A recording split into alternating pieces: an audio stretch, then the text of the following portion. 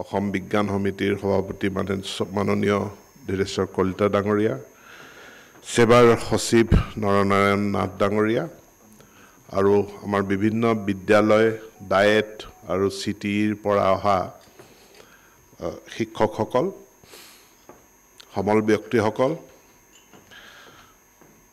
আপোনালোকক মোৰ ফালৰ পৰা সেৱা জনাই দুটামান ভেলিডিক্টৰী ফাংচন দুটামান কথা ক'ব বিচাৰিছোঁ। মই প্ৰথমে ধন্যবাদ জনাইছোঁ অসম বিজ্ঞান সমিতিক, সেৱাক এই প্ৰশিক্ষণটো আয়োজন কৰাৰ কাৰণে, আৰু ৰয়েল গ্লোবেল ইউনিভাৰ্চিটিয়ে আমাক সুন্দৰ এটা ঠাই দিছে এই প্ৰশিক্ষণটো অনুষ্ঠিত কৰাৰ কাৰণে। ৰয়েল গ্লোবেল ইউনিভাৰ্চিটিকো মোৰ ফালৰ পৰা মই ধন্যবাদ জনাইছোঁ। ভাৰতীয় মানুহৰ গড় আয়ুস কিমান কোনে ক'ব? কিছুদিন আগলৈকে 65 আছিলে, এতিয়া ৰমেশচন জৈন ডাঙৰীয়াই কৈছে 70, মই গুগল বাবাই কৈছে 67.24। ইয়াতকৈ বেছি দিন জীয়াই থাকিবলৈতো আমাৰ চবৰে ইচ্ছা আছে, 80 পাৰ কৰিবলৈ চবৰে ইচ্ছা আছে, কাৰ কাৰ নাই? 80 পাৰ কৰাৰ ইচ্ছা কাৰ কাৰ নাই? 80 পাৰ কৰাৰ ইচ্ছা সকলোৰে আছে, কিন্তু অকল ইচ্ছা থাকিলে নহ'ব, তাৰ কৌশলটোও জানিব লাগিব। আৰু কৌশলটোৰ কাৰণে মই যি ধৰণে দেখিছোঁ, মই ক'ব বিচাৰিম যে যি বিকশিত সিয়ে জীৱ, আৰু যি অবিকশিত সি জড়। পাথৰ এটা সি বিকশিত নহয়, সেই পাথৰটো 5 বছৰ আগত যিমান ডাঙৰ আছিলে 5 বছৰৰ পাছত সি অকণমান ক্ষয় যাব পাৰে, কিন্তু ইয়াৰ পাথৰটো ডাঙৰ নহয়, সেইকাৰণে সি জড়। চকীকেইখন বিকশিত নহয়, জড়। কিন্তু জীৱ যদি হয় সি সৰুৰ পৰা বিকশিত হৈয়ে থাকিব। এতিয়া আপুনি মোক এটা প্ৰশ্ন কৰিব পাৰে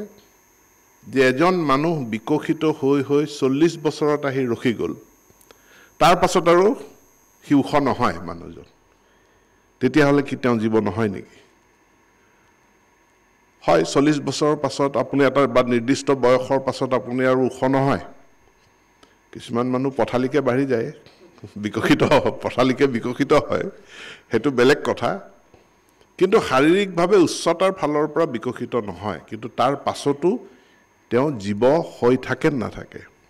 তাৰ পাছতো তেওঁৰ জীৱ হৈ থাকে। এই কাৰণেই জীৱ হৈ থাকে, জীৱৰ ভিতৰত দেহা, তাৰ যিটো ফিজিকেল ফৰ্ম আছে, সেই ফিজিকেল ফৰ্মৰ উপৰিও শৰীৰটোৰ ভিতৰত আমাৰ মগজু আছে, মন আছে, বুদ্ধি আছে, ইণ্টেলেক্ট বোলা বস্তু এটা আছে। আৰু এই 40 বছৰৰ পাছতো মানুহৰ এই ইণ্টেলেক্টটো, ইয়াৰ বিকাশ হৈয়ে থাকে। সেইকাৰণে বুঢ়া হ'লে মানুহ যিমানে বয়স বেছি হয়, সেই মানুহবিলাকক জ্ঞানী মানুহ বুলি কয়। আৰু তাৰ পাছত কিন্তু এটা সময় আহে যেতিয়া পৃথিৱীৰ মায়া মোহ বা মগজুৰ বিকাশ, বুদ্ধিৰ বিকাশ, তাক মানুহে স্থবিৰ হৈ যায়। স্থবিৰ হৈ যোৱাৰ পাছত লাহে লাহে সি মৰহিবলৈ আৰম্ভ কৰি এদিন ফাৰ্ষ্ট শৰীৰটোৰ ডেথ নহয়, প্ৰথম মগজুৰ ডেথ হ'ব। সকলো মানুহৰ জীৱনত খন্তেক সময়ৰ কাৰণে হ'লেও মৃত্যুৰ আগমুহূৰ্তত কমা ষ্টেজটো আহিবই, আৰু কমাৰ পাছত ফুল ডেথটো আহিব। তো ফাৰ্ষ্ট কমা। এতেকে যদি 80 বছৰতকৈ বেছি জীয়াই থাকিব বিচাৰিছোঁ, দুটা এক্সাৰচাইজ কৰিব লাগিব। এটা শাৰীৰিক এক্সাৰচাইজ, আনটো মানসিক এক্সাৰচাইজ। আপুনি যি মুহূৰ্তত মানসিক এক্সাৰচাইজ কৰা বন্ধ কৰি দিব, ব্ৰেইনটোৱে শৰীৰটোলৈ সিগনেল পঠোৱা মেছেজ পঠোৱা আৰম্ভ কৰিব যে কাম শেষ আৰু যাবগৈ লাগে কাম শেষ যাবগৈ লাগে কাৰণ মোৰটো মগজুৰে এতিয়া চিন্তা ভাৱনা একো নকৰে তো হাতে কি কৰিব ভৰিয়ে কি কৰিব যে ততৰো কাম শেষ টোপলা বান লাহে লাহে কিন্তু শৰীৰ আৰু মন দুয়োটা সক্ৰিয় হৈ থাকিব এতিয়া শৰীৰটোক আপুনি ঠিকে ৰাখিবৰ কাৰণে বিভিন্ন এক্সাৰসাইজ আছে ৰাতিপুৱা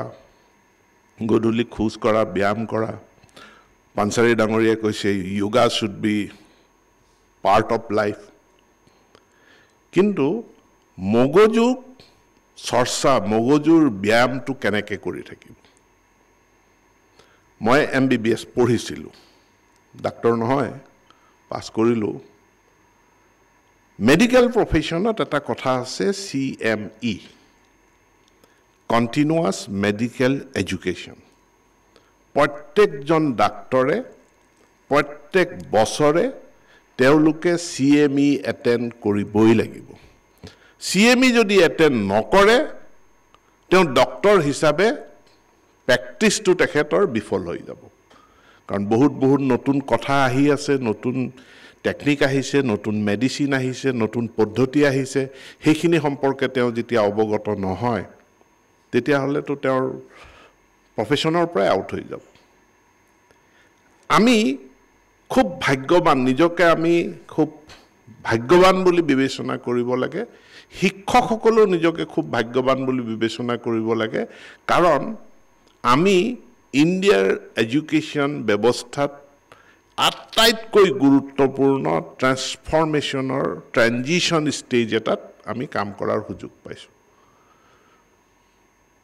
নেশ্যনেল এডুকেশ্যন পলিচি 2020 প্ৰয়োগ কৰাৰ সময়খিনিত আমি কাম কৰাৰ সুযোগ পাইছোঁ যিহেতু এইটো এটা নিউ নেশ্যনেল এডুকেশ্যন পলিচি আহিছে তো ইয়াত বিভিন্ন পদ্ধতিৰ কথা বিভিন্ন কাৰিকুলামৰ কথা সিলেবাছৰ কথা এই গোটেই কথাবিলাক আহি থাকিব আৰু তাৰ কাৰণে প্ৰশিক্ষণ আমাক প্ৰয়োজন হ'ব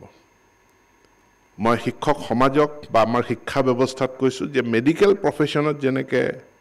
CME প্ৰত্যেক ডক্টৰৰ কাৰণে ই এটা নিয়মিত প্ৰেক্টিছ আমাৰো শিক্ষা বিভাগত CTE কণ্টিনিউৱাছ টিচাৰ এডুকেশ্যন আমি এইটো এটা নিৰবিচ্ছিন্ন প্ৰক্ৰিয়া হ'ব আৰু আপোনালোক সকলোৱে তাৰ অংশীদাৰ হ'ব আৰু এই প্ৰক্ৰিয়াৰ জৰিয়তে আপোনালোকে আমি প্ৰত্যেকে যিটো বৌদ্ধিক এক্সাৰসাইজ কৰিব লাগে সেই বৌদ্ধিক এক্সাৰসাইজটো কৰিম আৰু শাৰীৰিক এক্সাৰসাইজ আৰু এই বৌদ্ধিক এক্সাৰসাইজ বা যিটো মানসিক ব্যায়াম এই দুটাই আমাক 80 বছৰলৈ লৈ যাব এতেকে ছাত্ৰ ছাত্ৰীৰ কাৰণে আপোনালোকে প্ৰশিক্ষণ লৈছো এটো নাভাবিব এই প্ৰশিক্ষণ আমাৰ নিজৰ কাৰণে এই প্ৰশিক্ষণে আমাৰ জ্ঞান বুদ্ধি এইখিনি বৃদ্ধি কৰিব আৰু আপোনালোকে যেতিয়া গৈ নিজৰ জিলাত বাকি শিক্ষকসকলকো কথাখিনি শিকাব কথাখিনি শিকোৱাৰ লগে লগে ইয়াৰ এটা ডাঙৰ ইম্প্যাক্ট আমাৰ শিক্ষা ব্যৱস্থাত পৰিব বুলি মই আশা ৰাখিছো আৰু এই ব্যৱস্থা লোৱাৰ কাৰণে মই সেৱাক ধন্যবাদ জনাইছো দ্বিতীয় এটা কথা মই আপোনালোকক ক'ব বিচাৰিম আমাক ব্ৰিটিছে দি যোৱা যিটো শিক্ষা ব্যৱস্থা এই শিক্ষা ব্যৱস্থাটো নলেজ বেসড শিক্ষা ব্যৱস্থা কিন্তু নলেজ মানে জ্ঞান এলোন অকল জ্ঞান কেতিয়াও সম্পূৰ্ণ শিক্ষা হ'ব নোৱাৰে জ্ঞানৰ লগত কৌশল বা দক্ষতা স্কিল তাক সংযুক্ত কৰিব পৰা যদি না যায় তেনেহলে কেৱল জ্ঞানে আপোনাক এটা নিয়োগ আপোনাক এটা উপাৰ্জন আপোনাক এটা চাকৰি দিব নোৱাৰে যদি আপোনাৰ স্কিল নাই তেতিয়া হলে জ্ঞান আৰু স্কিলৰ যদি কম্বিনেশন নহয় তেনেহলে এটো টোটাল এডুকেশ্যন নহয় এতিয়া স্কিল বুলি যেতিয়া আমি কওঁ আমাৰ সমাজত আমাৰ মাজত এটা ভ্ৰান্ত ধাৰণা এটা বিয়পি আছে যেতিয়া আমাৰ হায়াৰ সেকেন্ডাৰী এডুকেশ্যন কাউন্সিল ইয়াতে ভকেশনাল ষ্ট্ৰীম বুলি ষ্ট্ৰীম এটা আছে এতিয়াও পৰীক্ষা হৈ আছে মাজতে কলেজবিলাকতো ভকেশন আৰম্ভ হ'ল ভকেশনাল কোৰ্স যে মই সায়েন্স এটা ষ্ট্ৰীম আছে আৰ্টছ এটা ষ্ট্ৰীম আছে কমাৰ্চ এটা ষ্ট্ৰীম আছে ভকেশনাল ষ্ট্ৰীমটো কিয় দৰকাৰ তে মই কলো বিএ ইন হিষ্ট্ৰী এটো কি কাৰণে ভকেশন নহয় বা হ'ব নোৱাৰে বিএসসি ইন কেমিষ্ট্ৰি ই কি কাৰণে ভকেশন হ'ব নোৱাৰে প্ৰত্যেকটো শিক্ষাই আপোনাৰ একোটা ভকেশন কিন্তু এটা ভুল ধাৰণাৰ পৰা আৰম্ভ হ'ল ভকেশনাল এডুকেশ্যন যে যিসকল ছাত্ৰ ছাত্ৰী অংকত ভাল নহয় বিজ্ঞানত ভাল নহয় ডক্টৰ ইঞ্জিনিয়াৰ হোৱাৰ অফিচাৰ শিক্ষক হোৱাৰ সম্ভাৱনা নাই তেওঁলোকক কাৰ্পেন্ট্ৰি ৰাজমিস্ত্ৰী এইবিলাক শিকাব লাগিব হাতুৰি বটালি লৈ পেলে কৰা কাম হেতুৱে স্কিল এই যেটো শাৰীৰিক কিছুমান কাম আইটিআই পলিটেকনিক হেতুহে ভকেশন বুলি মানুহে ধৰি ললে এটো এটা সম্পূৰ্ণৰূপে ভুল ধাৰণা স্কিল হি সফট স্কিলও হ'ব পাৰে হাৰ্ড স্কিলও হ'ব পাৰে অটোমোবাইল টেকনিশিয়ান এজন skilled person news paper editor এজন স্কিল্ড পাৰ্সন এতিয়া অটোমোবাইলৰ ইঞ্জিনটো মেৰামতি কৰিব জনাটো হেতু এটা স্কিল কিন্তু নিউজ পেপাৰ এখন এডিট কৰা হেতু এটা স্কিল ম্যাগাজিন এখন এডিট কৰা হেতু এটা স্কিল ক্ৰিয়েটিভ ৰাইটিং হেতু এটা skill teaching is also a skill teaching to এটা স্কিল ভৱিষ্যতৰ মইতো ভিজুৱেলাইজ কৰো যে ভৱিষ্যতৰ যিসকল শিক্ষক নিযুক্তি হ'ব সেই শিক্ষক নিযুক্তিত তেওঁলোকৰ যেটো বিষয় সেই বিষয়টোত কিমান জ্ঞান আছে তাৰ ওপৰত নিৰ্ভৰ কৰি নিৰ্বাচন নহব বাছনি নহব তেখেতৰ জ্ঞান আছে কিন্তু জ্ঞানটো ছাত্ৰ ছাত্ৰীক দিবৰ কাৰণে স্কিল আছে নাই হেতু আমি লগে লগে চাম কাৰণ বহুত মানুহ আছে মই মোৰ ব্যক্তিগত জীৱনতে বহুত মানুহ লগ পায়ে থাকো বহুত কথা জানে কিন্তু আনক শিকাব নোৱাৰে আনক বুজাব নোৱাৰে গ্যাপটো কোট ডেফিচিয়েন্সিটো কোট যে আনক শিকোৱাৰ যেটো স্কিল সেই স্কিলটো তেখেতৰ হাতত নাই পাঞ্চালী ডাঙৰীয়া কলে বেদিক মেথছৰ কথা বেদিক মেথছ এটো বেলেগ মেথছ নহয় it is a technique of learning teaching mathematics therefore it is a skill abacus এটা স্কিল আৰু এতিয়া আহি থকা দিন বিলাকত এটো আমাৰ কাৰণে চ্যালেঞ্জিং কাম যে আমি নলেজ এন্ড স্কিল অফ মানে জেনাৰেল এডুকেশ্যনত কেনেকৈ তাক সমাহিত কৰিম ইন্টিগ্ৰেট কৰিম যেহেতু নলেজ অকল নলেজে এমপ্লয়েবিলিটি তাক এনশিওৰ কৰিব নোৱাৰে কিন্তু স্কিলে পাৰে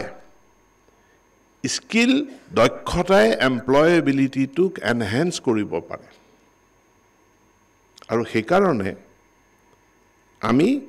স্কিল নলেজৰ কম্বিনেশন কেনেকৈ কৰিম আজি আপোনালোকে বিভিন্ন মেথড কিছুমান শিকিলে এই 3 দিনত how to teach workshop to hole proshikshon to hol how to teach this is basically a skill of teaching etiar jitu শিক্ষা ব্যৱস্থা আহিছে আমাৰ চেয়াৰম্যান ডাঙৰীয়ে কৈ গল যে নম্বৰৰ গুৰুত্ব নাই স্ট্যান্ড কৰা সিস্টেম উঠি গল আৰু মইতো বিচাৰিম ডিভিজনটো উঠি যাব লাগে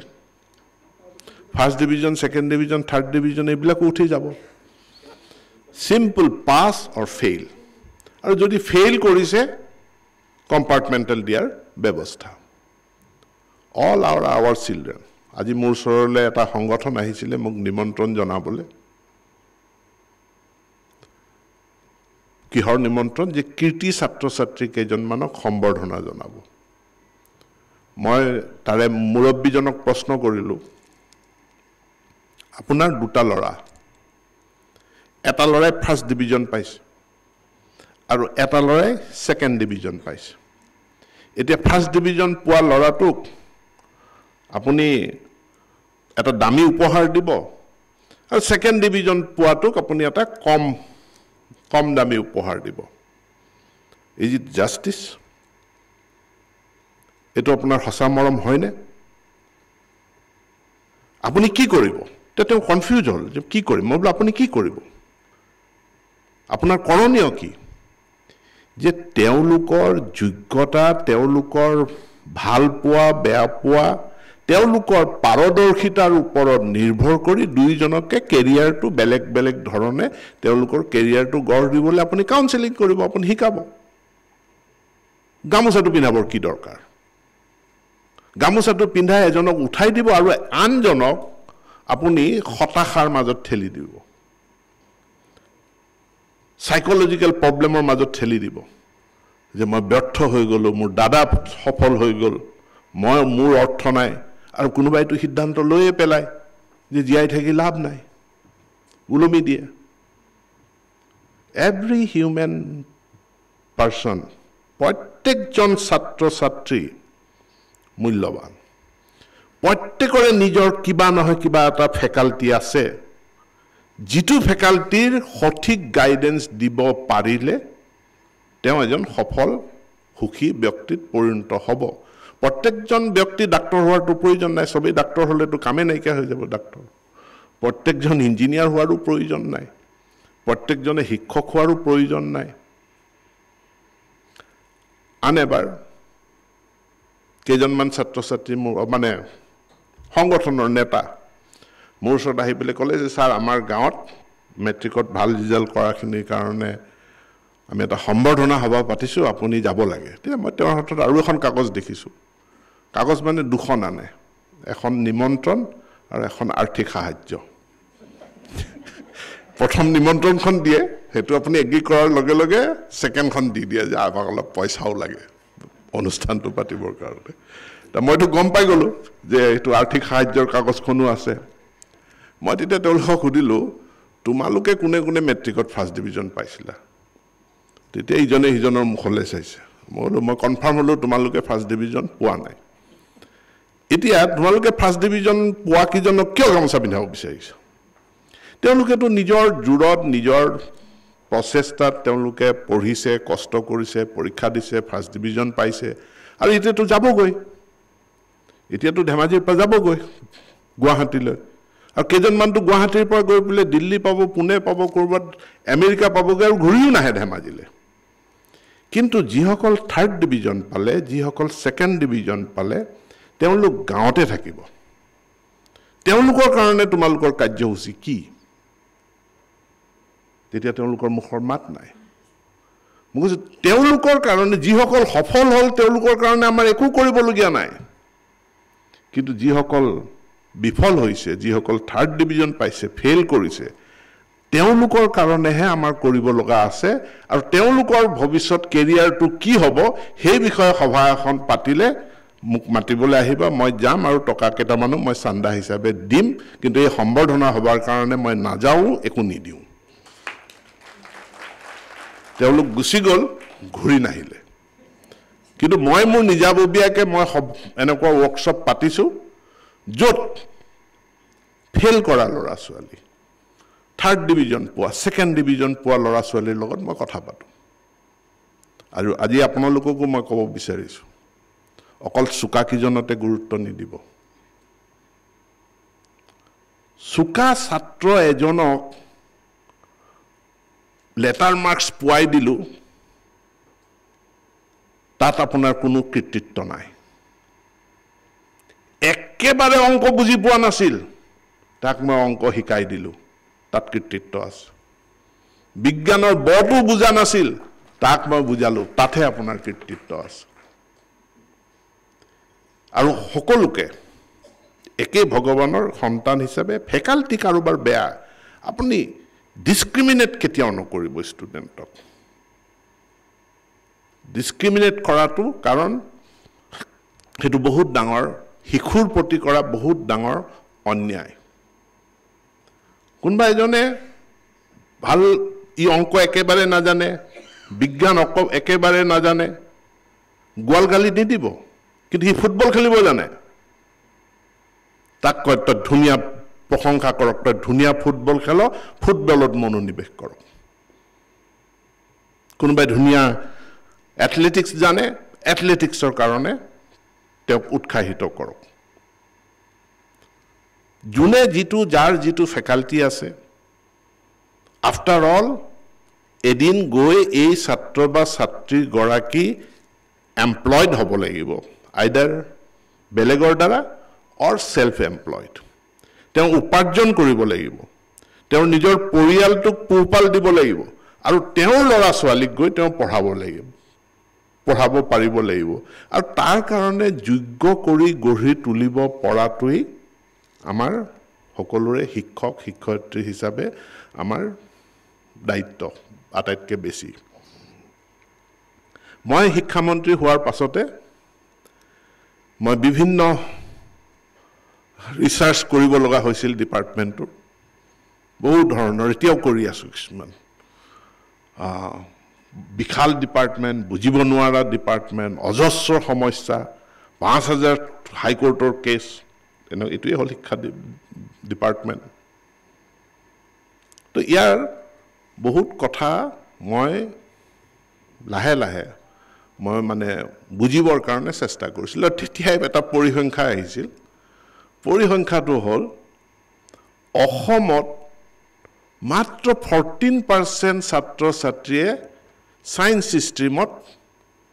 বা কলেজত সায়েন্সত তেওঁলোকে এডমিশন লয় মেজৰিটি আৰ্টছত যায় সেই পৰিসংখ্যাতে এটো পাইছিলোঁ যে বিহাৰ তাত 42% ষ্টুডেন্টছে সায়েন্স পঢ়ে ইয়াত মই বিভিন্ন সময়ত ছাত্ৰ ছাত্ৰীৰ লগত কথা পাতি থাকোতে প্ৰত্যেক এটা লাৰ্জ নাম্বাৰ অফ ষ্টুডেন্টৰ পৰা মই এটা ৰেসপন্স পাইছো মেট্ৰিকটো পাছ কৰি দিব পাৰিলে পাছ কৰিলেই শেষ খেলা উদ্ধাৰ বুলি কয় মেট্ৰিক পাছ কৰিলে উদ্ধাৰ কিয় উদ্ধাৰ স্যাৰ মেথছৰ নাথাকে মেথছটোক চিৰবিদায় বিজ্ঞানক চিৰবিদায় তাৰ পাছত 70% ষ্টুডেন্টে আৰ্টছ পঢ়ে কিয় তাত অংক নাই তাত বিজ্ঞান নাই এতিয়া এই ছাত্ৰ ছাত্ৰীসকলে অংক আৰু বিজ্ঞানক ইমান ভয় কিয় কৰে ঘৰত মাক বাপেকে বুজাই দিব নোৱাৰে স্কুলত শিক্ষকে বুজাই দিব নোৱাৰে ইন্টাৰেষ্টিং নহয় মানে এটো এটা সম্পূৰ্ণ বুজিব নোৱাৰা বিষয়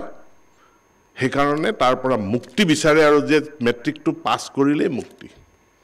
এতিয়া আপোনালোকৰ দায়িত্ব আমি পৰ্যায়ক্ৰমে IIT Guwahati Tezpur university Dibrugarh university এই তিনি ঠাইত আমি বিজ্ঞান আৰু গণিতৰ শিক্ষকসকলৰ কাৰণে আৱাসিক প্ৰশিক্ষণ কৰি আছো এতিয়া আমি সিবিএসইৰ যি টিচাৰ মেনুৱেল আছে সেই মেনুৱেলখন আমি আপোনালোকৰ জৰিয়তে শিক্ষকসকলক শিকাব বিচাৰিছো সো অংক বিজ্ঞানত সৰকাৰখনৰ আমাৰ প্ৰচেষ্টাটো থাকিব যাতে শিক্ষকসকলৰ আমি ক্যাপাসিটি বিল্ডিং কৰিব পাৰো অংকটো যাতে ভয় খাব লগা এটা বিষয় নহয় তাৰ কাৰণে বেলেগ বেলেগ পদ্ধতি লব এই বছৰ আমি পাইলট প্ৰজেক্ট আৰম্ভ কৰিছো বৈদিক মেথছ শিকোৱাৰ কাৰণে এই বছৰতে পাইলট প্ৰজেক্ট আৰম্ভ হ'ব ক্লাছ 1ত